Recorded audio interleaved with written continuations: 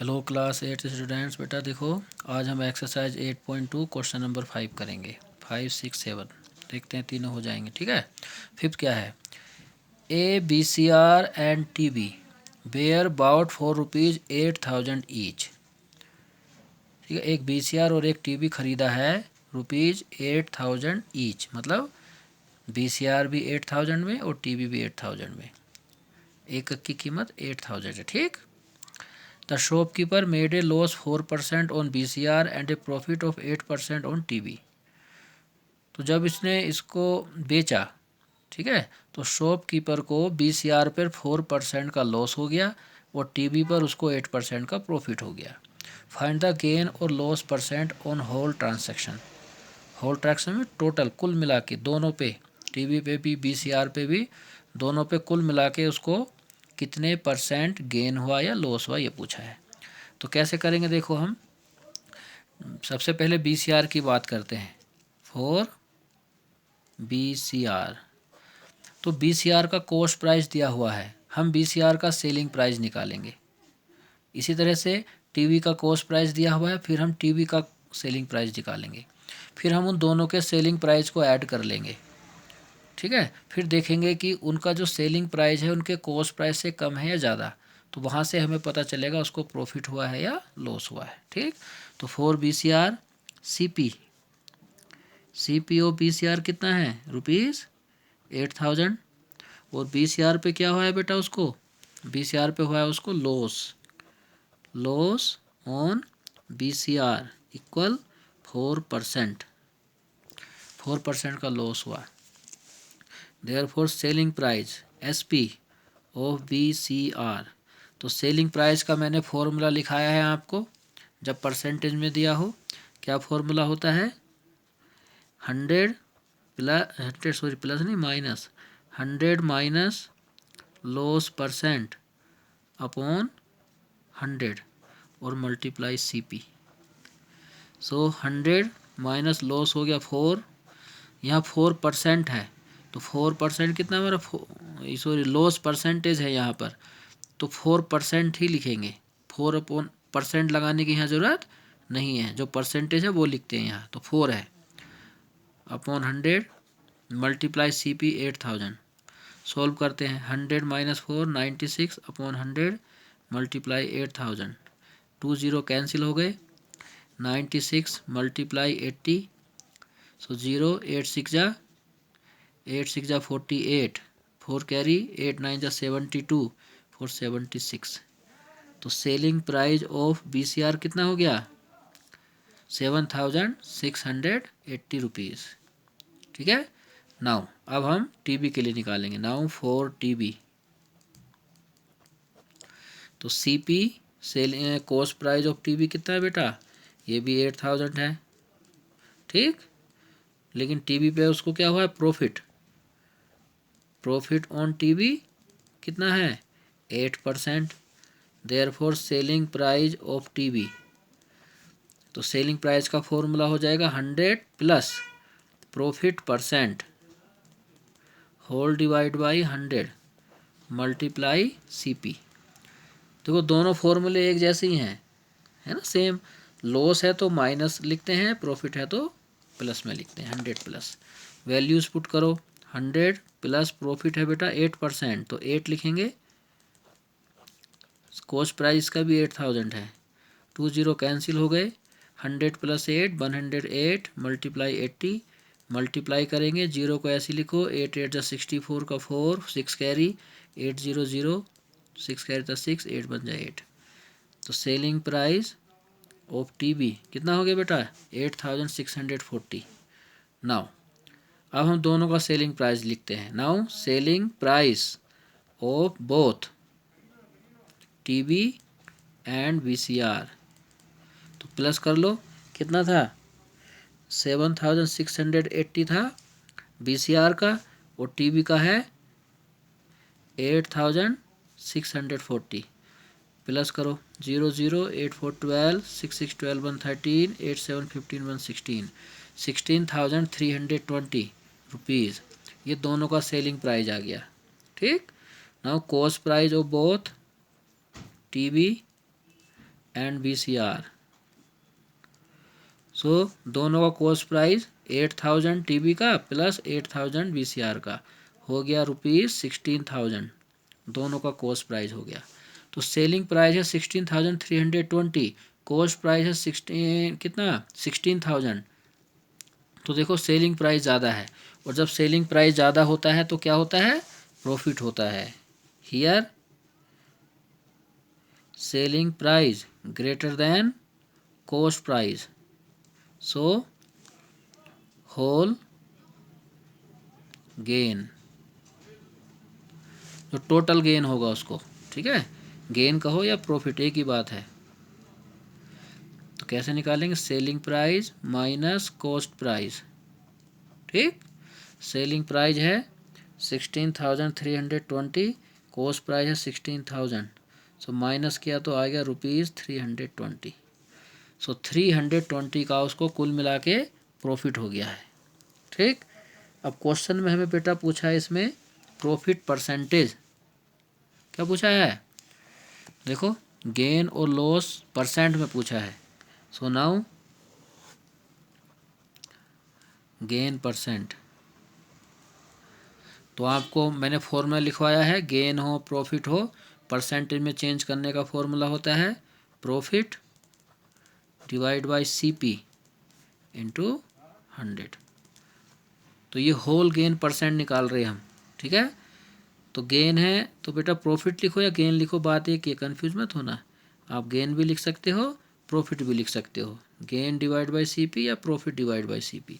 सो वो कितना आया हमें 320, CP ओवरऑल CP कितना था 16,000 मल्टीप्लाई 100%।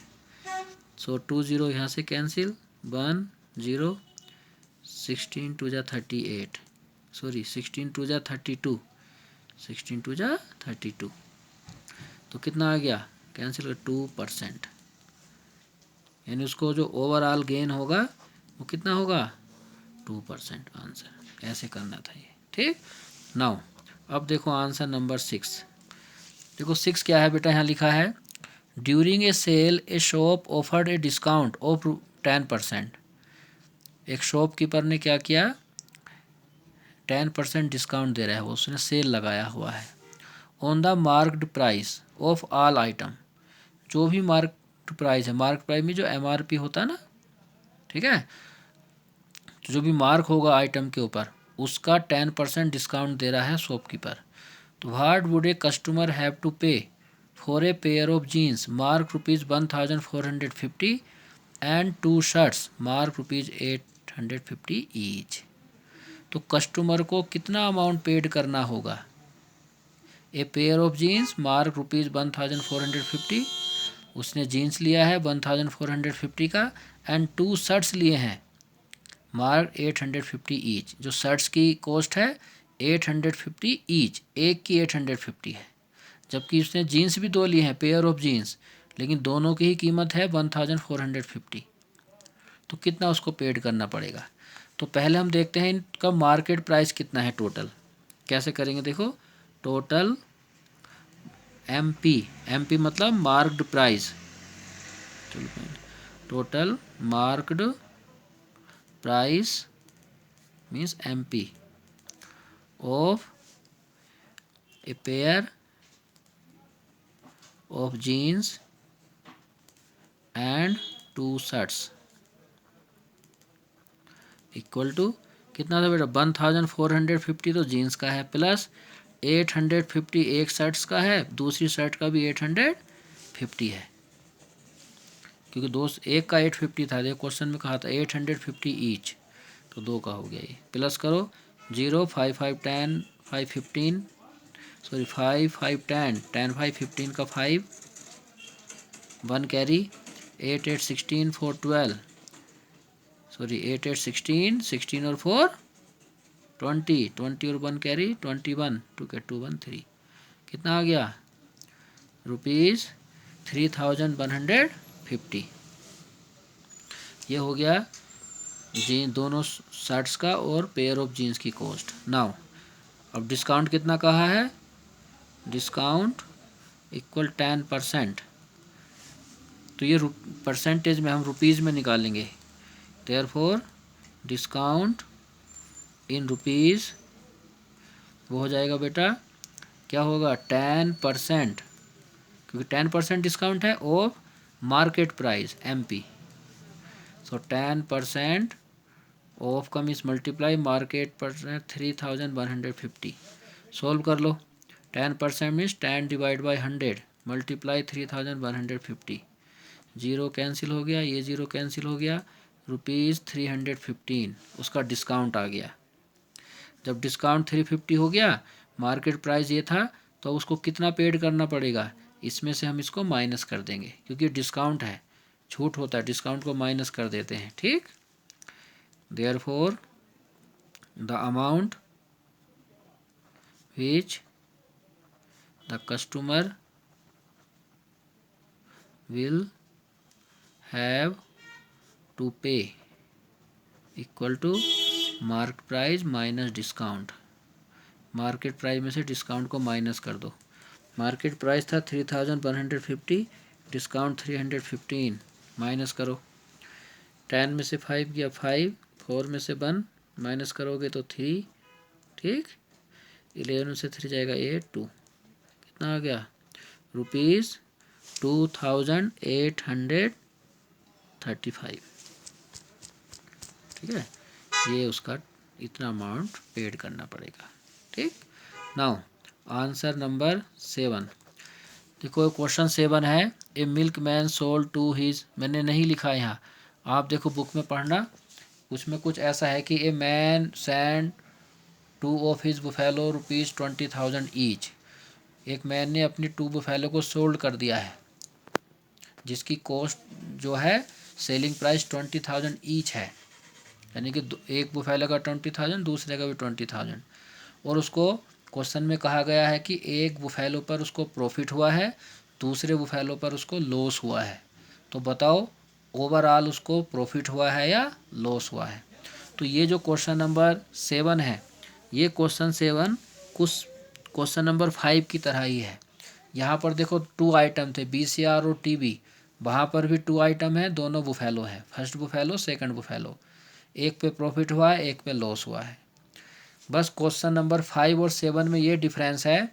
क्वेश्चन नंबर 5 में कॉस्ट प्राइस दिया था हमें, कॉस्ट प्राइस, और हमने फॉर्मूले का यूज करके सेलिंग प्राइस निकाला था।